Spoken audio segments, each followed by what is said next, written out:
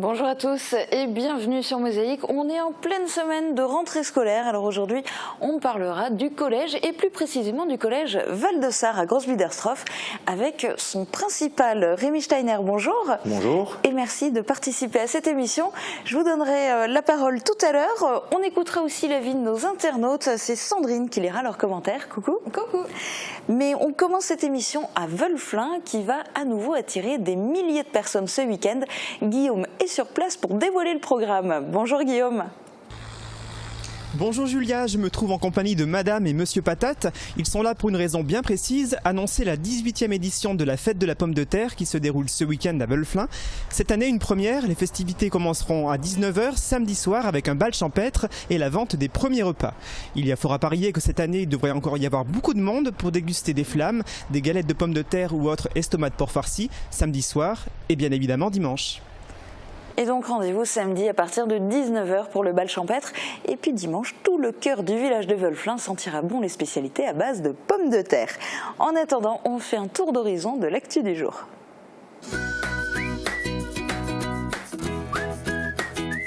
Shopping hyper fun, c'est chez Best, votre centre commercial à Faré-d'Ersviller.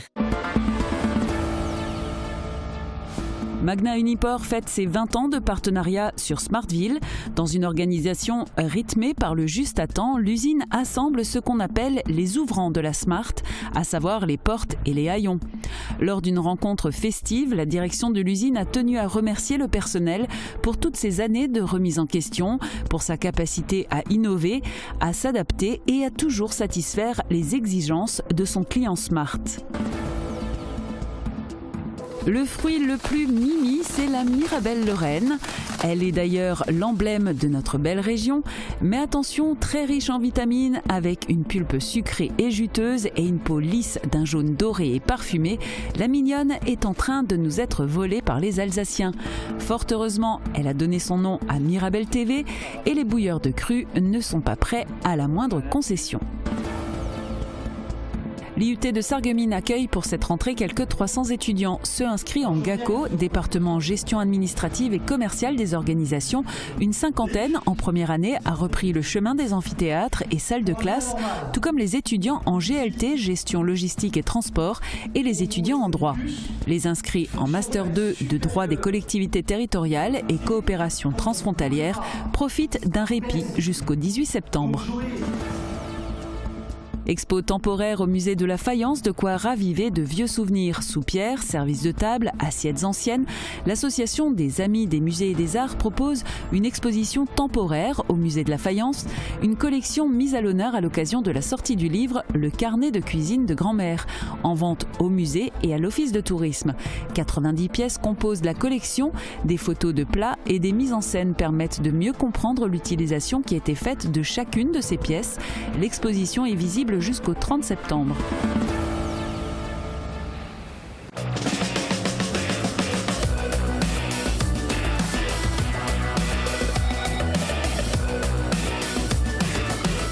L'Aglo booste le très haut débit. Et côté météo, Sandrine, quelles sont les nouvelles ? Eh ben, malheureusement, elles sont pas très très bonnes. On va encore avoir de la pluie pour demain, mais j'espère que ça sera mieux pour le reste de la semaine. Ok, bon, on regarde les prévisions détaillées de Météo France. Avec le Crédit Mutuel, partenaire des grands événements sportifs.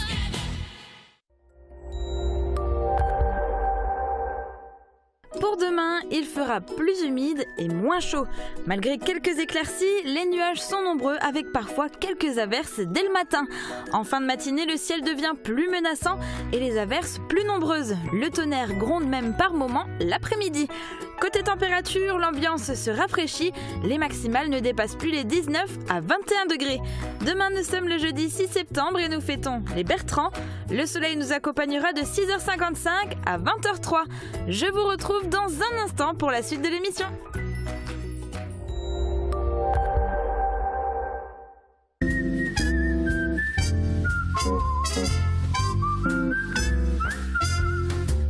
Oseo Cuisine. Cuisine, un service personnalisé avec des prix imbattables toute l'année. N'achetez pas votre cuisine sans passer par Oseo Cuisine.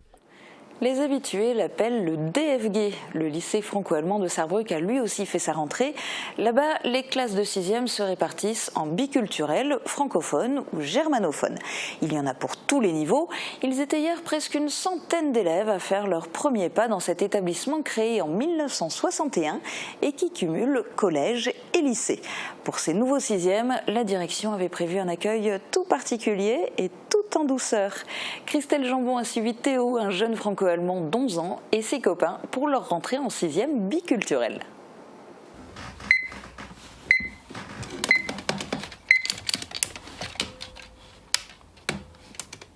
Pas évident de reprendre les vieilles habitudes, surtout après 2 mois de vacances.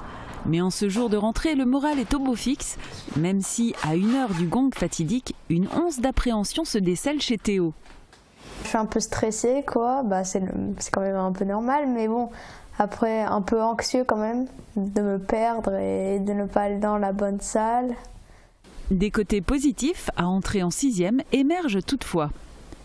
On peut revoir ses copains et de voir ce que c'est le collège, parce qu'on était toujours en école primaire. Et les copains, justement, dans quel état d'esprit sont-ils ce matin? Heureux. Excités de rentrer au collège. Théo, comme Franck et Zachary, sont habitués depuis leur plus jeune âge à passer du français à l'allemand et inversement. Pour les parents, cette biculturalité offerte au sein du lycée franco-allemand a déterminé leur choix. Comme je travaille avec l'allemand, j'avais envie de faire découvrir cette langue et cet univers à mes enfants, et je trouvais que le lycée franco-allemand était une très bonne solution pour leur permettre de découvrir les 2 langues, les 2 mondes et d'apprendre des choses, en plus de rencontrer des enfants qui viennent de plusieurs pays. Je trouve ça chouette. Chaque année, le rituel pour la rentrée en 6e est immanquablement le même. Élèves, parents et enseignants se réunissent dans le gymnase, chants, discours de bienvenue du directeur allemand et de la proviseure française. Appelés les uns après les autres par leur nom, les enfants se voient remettre un petit cadeau. Cette année, il s'agit d'un porte-monnaie en forme de chouette, symbole de l'université de la Sarre, mais aussi de la sagesse. Selon la proviseure du lycée franco-allemand, la décision d'inscrire son enfant dès la 6e dans cet établissement relève d'un vrai choix éducatif et pédagogique des parents. On ne va pas dans le collège du secteur comme on va au lycée franco-allemand. C'est un choix d'ouverture, c'est un choix aussi d'exigence, parce qu'il faut dire ce qu'il y a, c'est une scolarité qui est exigeante, même si on met en place, je pense, un très bon accompagnement des élèves pour qu'ils y réussissent au mieux. Une scolarité exigeante, certes, en termes de contenu, mais aussi parce qu'elle s'effectue dans 2 langues, voire plus. Car derrière l'appellation de lycée franco-allemand se cachent tous les atouts d'une école à vocation internationale. 20 ans, ça se fête, et qui plus est lorsqu'il s'agit de célébrer le 20e anniversaire d'une entreprise. Unipor a réuni ses salariés à Meisenthal pour une journée festive en famille. L'occasion pour la direction de remercier ses collaborateurs et de les féliciter. Depuis 20 ans, résultats, qualité et respect des délais sont au rendez-vous pour cet équipementier automobile qui travaille main dans la main avec Smart depuis les tout débuts de la petite citadine. Unipor est né en 1998 de la confiance mutuelle entre 2 immenses groupes industriels, Daimler, qui figure parmi les premiers constructeurs automobiles mondiaux, et Magna, le seul fournisseur automobile à posséder des connaissances et une expertise approfondie de l'ensemble des systèmes d'un véhicule. 2 géants qui emploient plus de 450 000 personnes dans le monde. À Ambach, la relation de confiance a permis de donner naissance à un fleuron européen, Smart. Retour sur ces 20 ans de partenariat. En 1998, l'usine Smart ne produisait qu'une 50aine de véhicules par jour. Pour assurer l'assemblage des portes et du haillon, Unipor et Daimler imaginèrent 2 îlots de production, l'un pour la géométrie, l'autre pour le montage. Cette aventure commune commence sous une tente, en guise de lieu de travail pour les salariés d'Unipor. Le premier témoignage, original, de la souplesse d'une équipe qui marque le début d'une longue collaboration et qui fera d'Unipor un précurseur dans la maîtrise géométrique. 1 an plus tard, 135 salariés assemblent 160 000 portes et haillons. À Smartville, les années 2007 et 2008 sont marquées par le lancement de la nouvelle génération de Smart City. Un challenge énorme pour Unifor qui doit compter sur la disponibilité et la flexibilité de ses équipes. En 4 mois, la production va progressivement augmenter pour atteindre jusqu'à 600 véhicules par jour. En 2008, 140 000 Smart seront ainsi produites. Unifor emploie à cette période jusqu'à 159 personnes. En 2009, Unifor évolue du côté humain avec la mise en œuvre du projet Lean Manufacturing. Ce changement de philosophie d'organisation et de management permettrait à l'usine d'effectuer sa conversion, notamment dans une perspective de mieux-être dans l'entreprise. C'est ainsi qu'on optimise, qu'on adapte peu à peu les postes de travail pour réduire la pénibilité. Ce gain en ergonomie va également contribuer à permettre aux hommes et aux femmes d'effectuer les mêmes tâches sur les mêmes postes de travail. C'est une très bonne boîte où tout le monde a la possibilité d'évoluer. J'ai commencé en tant qu'opérateur. Aujourd'hui je suis responsable d'îlot. Beaucoup de surprises, d'innovations, de changements. Toujours d'autres challenges, d'autres étapes. C'est ce qui fait avancer aussi, c'est ce qui fait avancer une entreprise. Toujours aller de l'avant et essayer de faire le mieux possible. Ils ont fait beaucoup de choses qui sont améliorées. Si les gens restent aussi longtemps chez Unifor, parce qu'il y a quand même pas mal d'anciens, c'est qu'au final c'est une bonne entreprise où il fait bon travailler et où les gens sont contents d'y être. Des véhicules qui évoluent, les portes qui évoluent, l'entreprise qui évolue, le management qui évolue, le parc machine, les process, c'est ça les 20 ans d'Unifor. L'évolution des moyens de production débouche sur la création en 2015 du poste de kitting. 2 ans après le lancement de la 3e génération de Smart, et alors qu'Unifor vient de fêter ses 5,5 millions de modules, le kitting s'inscrit dans une démarche d'amélioration continue et permet d'asseoir un peu plus la fiabilité de l'usine. En s'engageant ainsi, Unifor est devenu en 2017 le meilleur partenaire de système de Smartville. En 2018, cette démarche amène l'usine à obtenir la certification IATF, le sésame, pour poursuivre l'aventure aux côtés de Daimler. 2 éditions et ensuite, l'avenir du festival Les Étendards est en suspens. C'en est fini des subventions européennes, il va falloir que les communes prennent le relais. Marie Luff et Thomas Drouin font le point sur la situation. Olvin, le 25 août dernier, les pas de danse s'enchaînaient au rythme de la musique du groupe Balustrade. Les têtes étaient encore à la fête pour le festival Les Étendards. Présent pour cette soirée de clôture de la 2e édition, Robert Allemand, le président du groupement d'action locale du Fonds européen Leader, une des principales sources de financement du festival. Le projet qui a été mis en place ici est un super projet. Qui correspond tout à fait à l'esprit leader, c'est-à-dire un projet innovant, et donc qui amène dans les communes rurales des projets qui étaient par le passé réservés aux grandes villes. Oui, mais... Ils ont obtenu des fonds européens pour 2 années. Donc maintenant, avec le nouveau programme, ce n'est pas renouvelable. Donc il n'y aura plus de fonds européens, du moins des fonds leaders pour le prochain programme. En d'autres termes, même si le travail effectué par ce festival culturel en milieu rural est très bon, le fonds Leader ne peut plus le financer, pas par manque d'argent, mais pour des raisons de règlement. Pour survivre, les étendards vont devoir trouver d'autres subventions, mais devraient pouvoir compter sur le soutien des communes de Putelange-au-Lac, Olvin et Remerin-les-Putelanges. Je le soutiens pleinement et je ne doute pas un seul instant que le conseil municipal suive la décision de subventionner et de continuer à aider pour qu'on puisse nous divertir pendant la période estivale comme on l'a fait cette année. C'est quelque chose dont il faudra tirer dans un premier temps le bilan moral.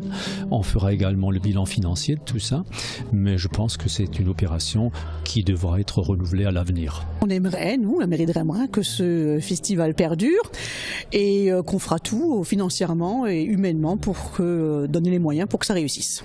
Une réunion est programmée dès ce soir pour réunir l'organisation du festival et les élus des communes afin de faire le point sur l'édition 2018 et commencer à réfléchir à la stratégie à déployer pour continuer le festival des étendards. On revient encore une fois sur la disparition de Jean Settlinger, cette fois pour dresser le portrait de cette figure emblématique du paysage politique de la région. Alors nous avons fouillé pour l'occasion les archives d'un vidéaste bien connu dans le Pays de Bitche, René Hout. Des images inédites remontant pour les plus anciennes à 1994. Regardez. Jean Settlinger, l'Européen. Une évidence pour cette figure politique de l'Est mosellan. En effet, lorsqu'on est né comme lui dans une famille modeste du pays de Bitche, entre deux guerres mondiales, la construction d'une Europe unie et en paix est une évidence. Le rêve aussi d'un autre mosellan, Robert Schuman. Mai 2014, dernière sortie officielle pour Jean Settlinger à l'occasion de l'inauguration du buste de son mentor et ami Robert Schuman à Sarreguemines. Dans l'assemblée présente, il n'y a pas plus européen que Jean Settlinger.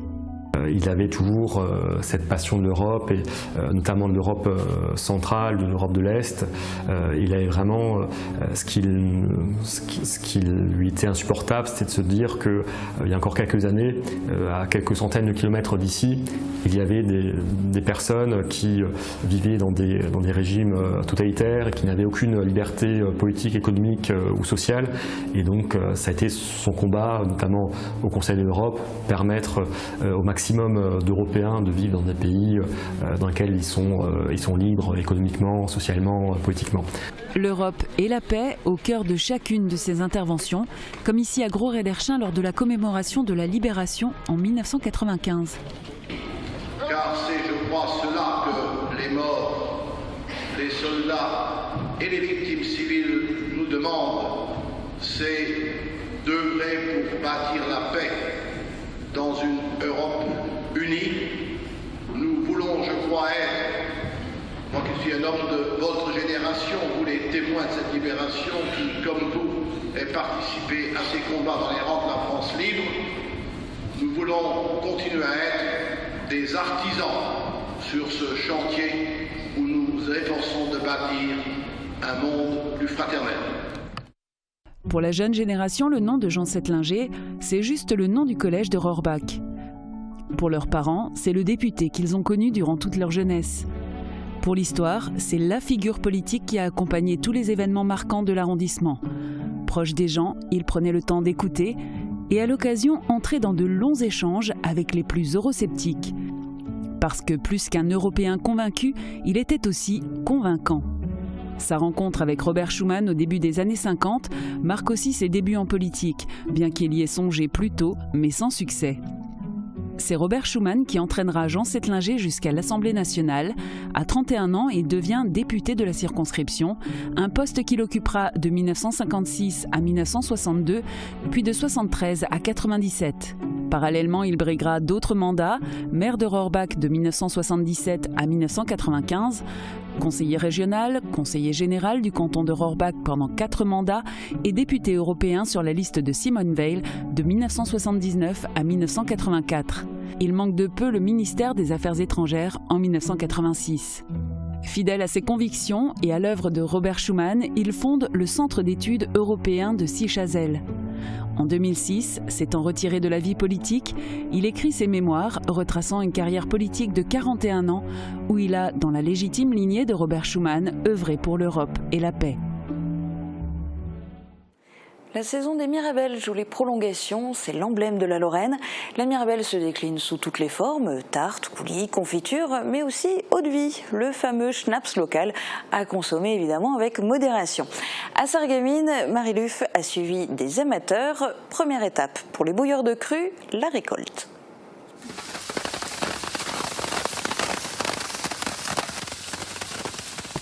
Elles sont un peu fermes. C'est-à-dire, elles sont un peu caoutchouteuses, là, à la limite, parce qu'il n'y a pas eu beaucoup de pluie. Un râteau pour secouer les arbres. La technique n'est pas homologuée, mais elle fonctionne bien. Mon seigneur et maître, le président des arboriculteurs de Belfardin, il m'a bien un petit peu engueulé pour me dire que c'était un peu tard. Personnellement, j'en suis pas convaincu parce qu'elles sont bien accrochées, donc je pense que c'est encore largement temps. Elles sont pas pourries, elles sont pas décomposées, donc pour moi c'est bon. La récolte doit être minutieuse. Pas de fruits pourris, pas de feuilles, ni de tiges. La petite languette là, il faut l'enlever chaque fois pour faire le schnapps. C'est pas bon, ça fermente pas. Donc voilà, il faut bien trier. Comme tu veux voir, oh malheureux, il y a une petite languette, il y en a même 2. On distille ça à la maison. En fait, les arboriculteurs nous louent l'alambic. Donc c'est pour le village, enfin pour la société des arboriculteurs. Tous ceux qui en sont membres peuvent louer pour une somme tout à fait modique un alambic et puis faire le schnapps eux-mêmes, quoi. Distillation programmée pour novembre. Le schnapps est une affaire de tradition. Dans ma famille, on a toujours fait le schnapps depuis au moins 200 ans, je pense. Et donc, mon grand-père nous a initiés à ça. Quand on était gamin, on était tous mobilisés pour aller chercher les fruits, quetch, mirabelle, pommes, poires. Et donc, chacun recevait à Noël une bouteille de schnapps, quel que soit son âge, tous ceux qui avaient participé. Donc, j'essaye de transmettre cette tradition.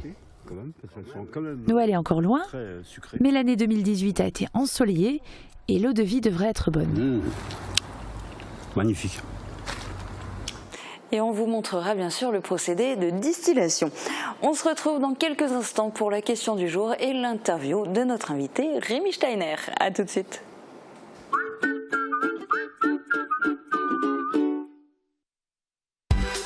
Le nouvel Intermarché de Sarreguemines ouvre ses portes. Venez découvrir votre nouvel espace de vie dès mercredi 12 septembre.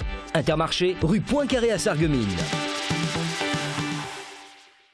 Soyez curieux, découvrez la nouvelle saison culturelle 2018-2019 au Pays de Beach. Au programme des artistes de renom, des concerts et des spectacles empreints d'humour, de rêve et de magie. Ne manquez pas les impressionnants tambours du Bronx, le singulier Luc Arbogast ou encore le Grand Ballet de Kiev dans sa magistrale interprétation du Lac des Cygnes. Rendez-vous à la soirée d'ouverture avec le French Carter Orchestra le 7 septembre à l'espace René Cassin de Beach.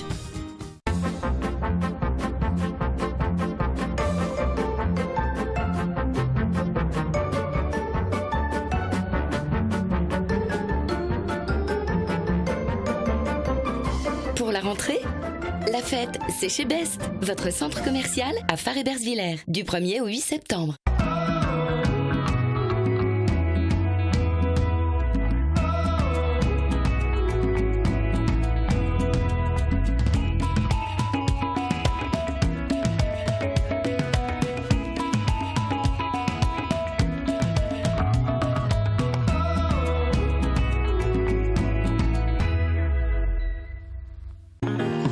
Vous l'attendiez tous? La saison culturelle de la ville de Sarreguemines redémarrera sur des chapeaux de roue dès le 6 octobre prochain. Cali, Thomas Fersen, Adamo, Labajon, Christelle Cholet, le Ballet de Kazan et bien d'autres. Tout un programme à découvrir sur www.sarreguemines.fr. Abonnement à partir du mardi 11 septembre à 10h dans le hall d'accueil de la scène de l'hôtel de ville ou directement sur le site de la ville. On parlera bien sûr de la rentrée avec notre invité, mais c'est aussi le thème de la question du jour. Regardez. Entre 2017 et 2018, le montant de l'allocation de rentrée a très peu évolué. Il varie entre environ 350 et 400 € selon la tranche d'âge de l'enfant. Est-ce que vous trouvez cette somme suffisante pour couvrir vos achats de rentrée? Dites-le nous dans les commentaires. Alors Sandrine, qu'ont dit nos internautes? Est-ce qu'ils trouvent cette somme suffisante? Alors avant de vous répondre oui ou non, j'aimerais d'abord revenir sur les chiffres que j'énonçais dans la question. Alors on peut les voir à l'écran, ils n'ont pas beaucoup évolué entre 2007 et 2018, donc comme je le disais. Alors pour la tranche d'âge de 6 à 10 ans, le montant de l'allocation est de 367,73 €. Pour les 11 à 14 ans, elle est de 388,02 € et pour les 15-18 ans, de 401,46 €. Alors du côté de nos internautes, il y a autant de voix pour le oui que pour le non finalement. Alors Priscilla nous écrit non, j'ai 2 enfants au lycée et c'est un peu juste quand même. Cétina nous dit quand je vois certains enfants avec des chaussures trouées le jour de la rentrée, pour certains non. Les parents sont par contre sur leur 31. Donc c'est quelque chose qui a été dénoncé par plusieurs de nos internautes, c'est que l'allocation de rentrée était parfois pas utilisée justement pour payer les fournitures. Mais parmi nos internautes, il y en a quand même qui ont répondu oui, et parmi ces personnes, on retrouve René qui nous écrit cette année elle a été suffisante si on ne prend en compte que les fournitures scolaires, cahiers, stylos, etc. Malgré une machine à calculer d'environ 80 € et une blouse blanche et le sac, parce que notre fille est raisonnable et que nous avons récupéré pas mal de cahiers, feuilles de l'année précédente. Mais il ne faut pas y inclure les habits, chaussures, coiffeurs, etc. pour la rentrée, sans quoi c'est sûr que là ça ne suffit pas. Nadia nous dit oui si on achète des produits à prix raisonnable et pas de grandes marques. Nathalie nous écrit oui avec achat d'ordinateur plus les fournitures. Et enfin Cindy nous dit « Elle est largement suffisante pour couvrir les frais d'achat de matériel et pour payer le bus et coopératives et autres frais scolaires pour notre part. » Donc dans l'ensemble, ça a l'air d'aller quand même à peu près. Rémi Steiner, est-ce que vous avez une idée combien ça coûte une rentrée en 6e par exemple? Non, pas beaucoup, mais en tout cas tout ce qui est pour le collège, les livres sont fournis, sont prêtés aux élèves de la 6e à la 3e. Donc ça c'est un coût qui ne tombe pas dedans. Alors racontez-nous, au collège Val-de-Sarre à Grosby-Darstrop, cette année, ça s'est passé comment la rentrée? La rentrée s'est faite en 2 jours. Les 6e ont été accueillis le lundi. Mardi les autres classes. Donc nous avons dans l'établissement 421 élèves actuellement sur 17 classes, 5 classes de 6e, 4e, 4 classes de 5e, 4 classes de 4e et 4 classes de 3e. Et on a eu l'honneur d'ouvrir une 6e supplémentaire cette année, ce qui nous fait 17 classes en tout.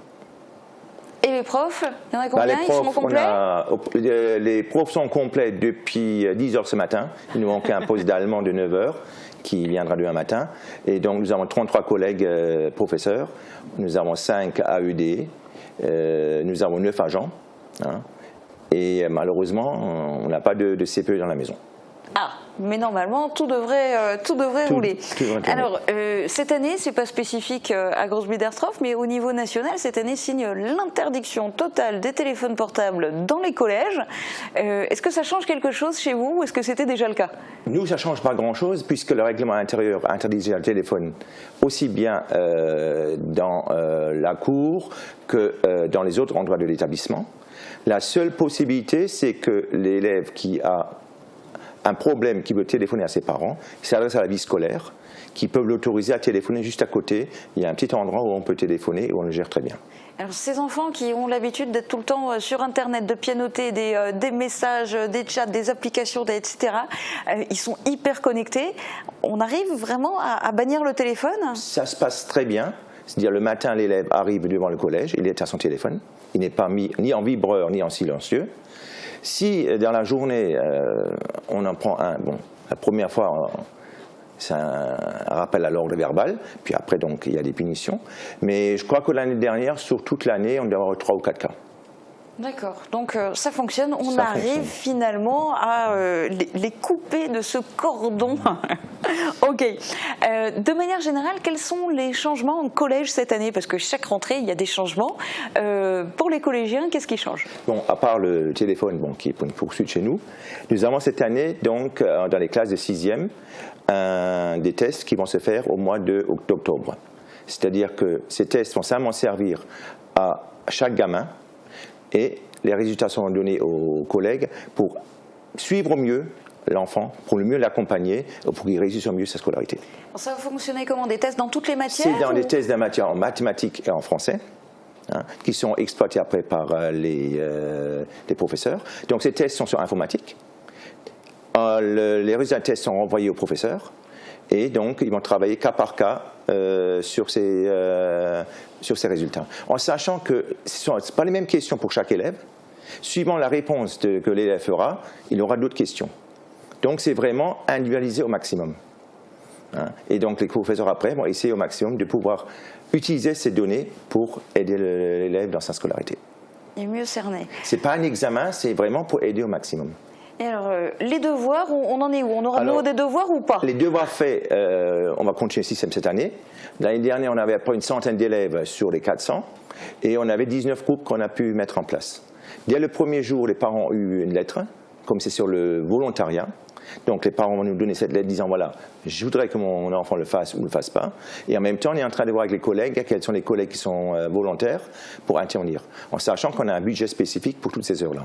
Et donc l'idée, c'est que les élèves fassent les devoirs en classe, en dehors du temps, mais en tout cas une partie. Quoi. Voilà, c'est-à-dire qu'on va les aider au maximum à faire leurs devoirs, surtout là où ils posent des problèmes. Mais ce n'est pas le prof de maths, il ne va faire que des maths, il va essayer d'aider comme à la maison. Mais bien sûr, en rentrant à la maison, l'enfant a encore des euros à faire ou des choses à réviser. C'est une aide, mais on ne fait pas tout à l'école. Alors tout ça, ce sont des dispositifs qui existent au niveau national. Chez vous, au Collège Val-de-Sarre, il y a aussi des spécificités, notamment Mosa. Voilà. Nous avons deux spécificités, MOSA, Moselle-Sarre, c'est-à-dire que c'est un dispositif qui permet à l'enfant de mieux connaître la langue du voisin et la culture du voisin. Nous avons un partenariat avec une école de Clanby et tous les mardis matins, on fait un échange et les élèves chez nous qui vont aller travailler avec leurs camarades de Clanby et l'inverse. Donc on commence en 6e jusqu'en 3e. Cette année, par exemple, on a eu 40 candidats et on ne peut prendre que 25 places possibles parce qu'on a un bus. Parce qu'on a fait des sorties aussi avec ces jeunes et on ne peut prendre qu'un seul bus. Il va falloir songer à faire 2 bus. Hein. Voilà. Et même au niveau des classes, ça poserait des problèmes. Mais là, l'année dernière, on était à 31 candidats. Cette année, il y a plus de 40. Donc, on a sur les dossiers, les professeurs des écoles nous ont fait un bilan de chaque élève. Et en fonction de ça, avec les professeurs d'allemand qui interviennent, on les a tous classés et on a pris les 25 premiers. Autre spécificité chez vous? C'est l'athlétisme. Donc, on a une section sportive athlétique, donc de 6e à la 3e, avec un professeur, M. Vincent, où les élèves peuvent donc faire du sport en dehors des heures normales, et à la limite, après aller en lycée pour une seconde en athlétisme. Et puis autre chose, vous n'êtes pas les seuls à le faire, mais il y a une opération anti-gaspi au niveau du restaurant scolaire. Voilà, c'est-à-dire qu'avec l'aide du département, on a fait ça en début juin. C'est-à-dire que pendant une semaine, on a fait une grosse opération en disant, voilà, on met des bacs à disposition. Pour le pain, il y a des bacs transparents. Et pour les autres, tout ce qui était dessert, tout ce qui était repas, on leur a montré ce qu'ils ont gaspillé. On a continué ça jusqu'à la fin de l'année en mettant en place un bar à salade. Donc ce bar à salade fonctionne vraiment cette année. Et là, on a mis à disposition des enfants un grand bac transparent pour le pain. Alors j'ai vu en 2 jours, je pense qu'il y a au moins 60% de moins de gaspillage de pain qu'on avait l'année dernière. Bon, on viendra constater ça par nous-mêmes. On va s'inviter dans votre restaurant scolaire avec une caméra. Merci beaucoup d'avoir participé à cette émission. Et puis on vous souhaite une belle année scolaire et une très bonne journée à tous. À bientôt.